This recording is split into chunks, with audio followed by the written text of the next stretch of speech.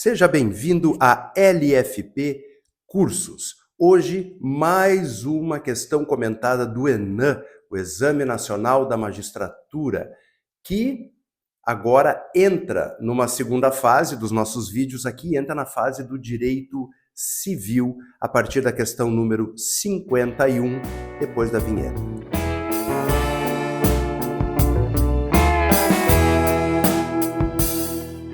Muito bem, então vamos começar as questões de direito civil da prova tipo 1, prova branca, do ENAM, do Exame Nacional da Magistratura Unificado. A questão de número 51, ela diz o seguinte: José, marido de Sara, estava concorrendo ao cargo de administrador em uma escola particular com outros 5 candidatos. Sara, que atua como hacker, desejosa de que seu marido obtivesse a vaga, procurou os outros 4 candidatos, prometendo divulgar informações constrangedoras a que tiver acesso por via da informática sobre a vida privada deles, caso não desistissem da disputa naquela mesma tarde. Diante da ameaça, todos os candidatos desistiram da disputa e José, que não tinha ciência do que a esposa fizera, atenção para esse detalhe, obteve a vaga. Dias após o ocorrido, Júlio, um dos candidatos desistentes, não se sentindo mais ameaçado, porque conseguiu inutilizar as informações a que Sara tivera acesso, propôs a ação de anulação do ato de desistência, combinada com pedido de perdas e danos. Neste ato, a desistência deverá. Bom, primeiramente, como nós estamos falando aqui de uma escola particular, nós não vamos trabalhar com direito administrativo. Já excluímos um elemento. Se nós estamos falando da contratação de um processo seletivo para contratação de professor, contratação de administrador de uma escola particular que tem natureza empresarial, nós estamos, então, trabalhando aqui com negócio jurídico. Muito bem, negócio jurídico no direito civil, lá no Código Civil, ele tem a sua base de validade regulada pelo artigo 104, não é mesmo? A validade do negócio jurídico requer agente capaz de externar vontade, objeto lícito possível, determinado ou determinável, forma prescrita ou não defesa em lei. Muito bem, muito bem. Temos a base. O que afeta a validade? Bom, os elementos do 104, sem dúvida, afetam a validade. Mas tem um outro elemento que não está no 104, que afeta a validade, que é a validade da declaração da vontade externada. Isso é muito importante. Por quê? Para que tenha validade o seu contrato, a vontade externada ela deve ser livre e de boa fé. Justamente por isso, a vontade ela é viciada quando ocorrer um dos vícios do consentimento. Erro, dolo, lesão, coação, estado de perigo, tudo isso afeta a validade da declaração de vontade. E agora nós temos que tomar um cuidado, porque existe uma diferença muito grande entre um ato nulo e um ato anulável. Porque o ato nulo, ele é um ato nulo desde a sua concepção. Ele sempre foi nulo. Então, ao juiz basta reconhecer que ele é nulo. O ato anulável, não. O ato anulável, ele nasce válido, mas ele precisa ser anulado. E aí ele terá validade e efeitos desde o seu nascimento até a sua anulação. Então, no enunciado da questão de número 51, nós estamos falando de vício do consentimento decorrente de coação. Os candidatos foram coagidos e, com base na coação, eles desistiram do certame. Coação, vício do consentimento, o ato da desistência, ele é anulável. Muito bem, então este é o primeiro ponto. A desistência não é nula, ela é anulável. O segundo ponto diz respeito ao agente que praticou a coação. Vejam que quem praticou a coação foi Sara, não foi o candidato vencedor do certame. Eu estou usando a expressão certame, que é típico de contratos administrativos, mas o que foi feito aqui foi um processo seletivo, foi um certame, tá certo? Então nós temos aqui dois pontos que nós precisamos levar em consideração. O ato é anulável, ele não é nulo, o ato de desistência, pois praticado sob coação. Segundo, a coação foi praticada por terceiro, que não é o beneficiário direto do ato. Vamos às alternativas. Alternativa A. Lembrando do finzinho do enunciado, neste caso, a desistência deverá.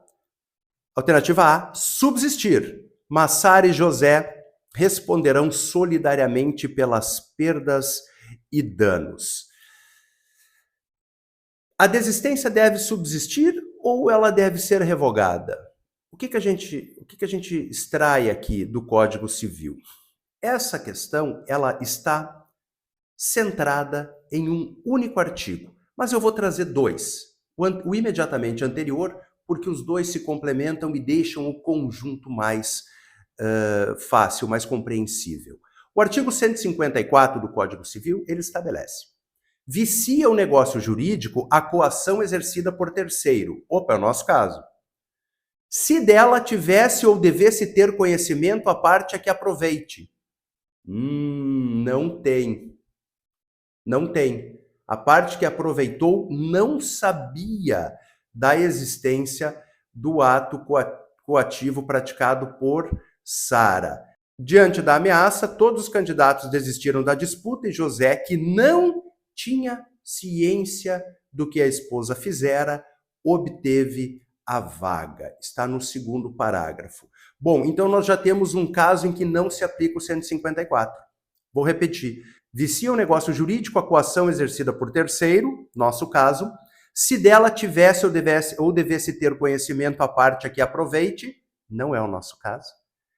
E a parte a que aproveite, responderá solidariamente com aquele por perdas e danos, o coator, o agente coator e o beneficiário do ato. Não é o caso. Bom, então a alternativa A, subsistir, mas Sara e José responderão solidariamente pelas perdas e danos, já não está correta. Por quê? Porque o 154 traz a hipótese em que a responsabilidade será solidária. Vamos aproveitar e já vamos para o 155. Subsistirá o negócio jurídico se a coação decorrer de terceiro, sem que a parte a que aproveite dela tivesse ou devesse ter conhecimento, mas o autor da coação responderá por todas as perdas e danos que houver causado ao coacto. Então aqui o que nós temos? O caso em tela. Se bem que eu acho que é perfeitamente questionável isso aqui. Por quê? Veja, se a coação decorrer de terceiro, sem que a parte aqui aproveite, dela tivesse ou devesse ter conhecimento. Por que eu trago essa ressalva? Porque Sara e José são casados. É difícil você sustentar a ideia de que o marido não devesse ter conhecimento do ato que a esposa fez para lhe beneficiar exclusivamente num certame. Tá? Então eu acho que nós temos aqui algo perfeitamente questionável, porque talvez devesse ter sim conhecimento. Mas tudo bem, vamos para o concurso, porque prova de concurso é assim. Você não pode ir longe, você tem que ir no artigo. Às vezes o enunciado ele é meio nebuloso, mas você tem que ir no artigo. Então, pelo enunciado, não tem conhecimento. José não tem conhecimento. Então, subsistirá o negócio jurídico, não se fala em anulação do negócio, se a coação decorrer de terceiro, sem que a parte a que aproveite dela tivesse ou devesse ter conhecimento, mas o autor da coação responderá por todas as perdas e danos. Então, somente Sara mantém o negócio, somente Sara responde segundo o 155. Vamos lá, alternativa B. A desistência deverá ser anulada? Não. Subsiste o negócio jurídico. Mas como José foi beneficiado pela ameaça, tanto ele quanto Sara responderão por perdas e danos. Também não. Só Sara responde. C. A desistência deverá subsistir, mas como José não estava ciente do ocorrido, Sara deverá ser condenada ao pagamento de perdas e danos. O C, a alternativa C, é a que se encaixa perfeitamente no artigo 155. D. Deverá a desistência ser anulada, mas como José desconhecia a ameaça perpetrada por Sara, somente ela responderá por perdas e danos. Não, não anula. Somente Sara responde, sim, mas não anula. Persiste o negócio jurídico, persiste a desistência. E a última E, a desistência deverá ser objeto de apreciação do julgador avaliando a ameaça objetivamente, de modo a cotejar a promessa de Sara e o ato de desistência independentemente das circunstâncias pessoais dos candidatos ameaçados. Isso por si só já foge um pouco do conceito de coação. Porque aqui você está considerando a ideia de que a coação, a força da coação, ela depende da situação e depende da pessoa. Sim, nós temos isso no direito, mas no direito civil não existem graus de coação. Uma vez evidenciada a existência de coação e uma vez relacionado o ato jurídico, a declaração de vontade, diretamente relacionado à coação, você já tem o vício do consentimento. Então você não entra naqueles graus de culpa, graus de força coativa. Aqui nós não vamos usar isso, não. É algo mais utilizado no direito criminal do que no direito civil. Então, para nós, a alternativa E também ela não fecha naquilo que o direito civil ele preconiza.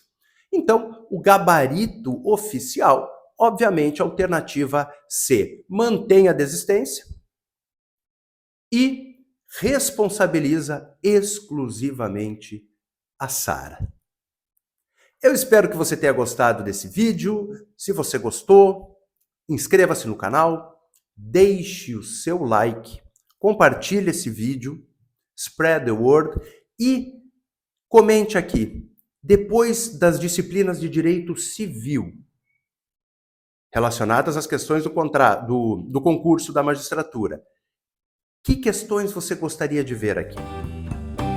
Muito obrigado.